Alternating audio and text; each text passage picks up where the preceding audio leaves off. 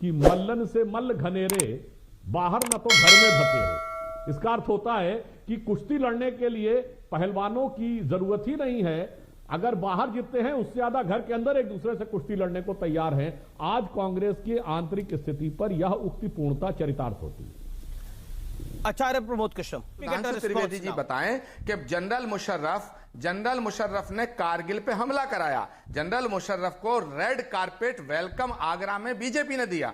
तो जो जनरल मुशर्रफ को रेड कारपेट वेलकम दे वो राष्ट्र प्रेमी, जवाब जो नवाज शरीफ के घर जाएं बिना बुलाए वो राष्ट्र प्रेमी, और जो कांग्रेस पार्टी देश के लिए बलिदान दे वो देशद्रोही। जवाब दोहरे मापदंड कैसे हैं सुधांशु जी? सुधांशु जवाब।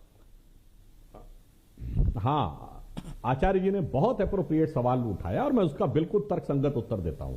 आचार्य जी, भारत के संविधान में विदेश नीति का विषय पूर्णतः केंद्र का विषय है। यह किसी भी राज्य को रत्ती भर भी कोई आंशिक अधिकार भी नहीं है विदेश नीति में बोलने का। तो प्रधानमंत्री या भारत का विदेश मंत्री किसी भी राष्ट्राध्यक्ष से बात कर सकता है, इवन युद्ध के दौरान भी बातचीत होती रहती है और उसमें हाथ मिलाया जाता है। मगर यह तो कांग्रेस के एक एमएलए और मंत्री थे।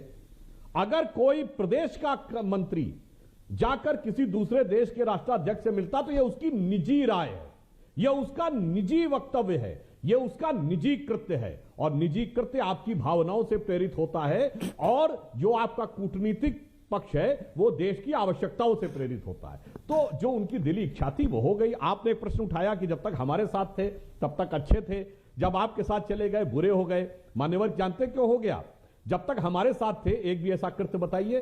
क्योंकि आप तो जानते हैं संस्कृत में कहा गया संसर्गजा दोष गुणा भवंती, संगत में बहुत दोष होते हैं।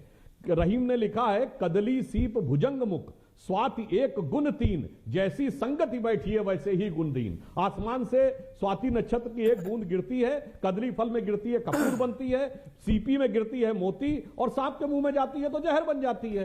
तो एक ही तत्व है, परंतु जिस संगति में जाता है तदनुसार वो उसका आचरण ग्रहण कर लेता है। अब आपका अंतिम वाक्य कि आपने कहा कि यदि उन्होंने राहुल जी और प्रियंका जी को यह कह दिया, एक अंतिम वाक्य कह दूं कि उन्होंने ये कहा कि यदि इनको अनुभवहीन कहते तो उनका सम्मान नहीं होता तो बाहर नहीं निकल जाते। तो मैं सिर्फ ये कहना चाहूंगा, यदि राहुल और प्रियंका जी कैप्टन अमरिंदर से लेके गुलाम नबी आजाद और कपिल सिब्बल और कितने ही सीनियर लोगों के अनुभवों का लाभ लेने की कोशिश करते तो कांग्रेस की यह गति और दुर्गति नहीं होती, उन्हें सत्ता से बाहर नहीं होना पड़ता। मगर अफसोस कि अगर कोई सवाल उठाता है तो वो G23 हो जाता है, बीजेपी का एजेंट हो जाता है, आरएसएस का एजेंट हो जाता है, और आपकी आंखों पे बंधी हुई पट्टी, आप उस पे मतलब आप अमेठी तक हार गए और उसके बाद आपकी आंखें नहीं खुल रही हैं। तो अब इसके लिए क्या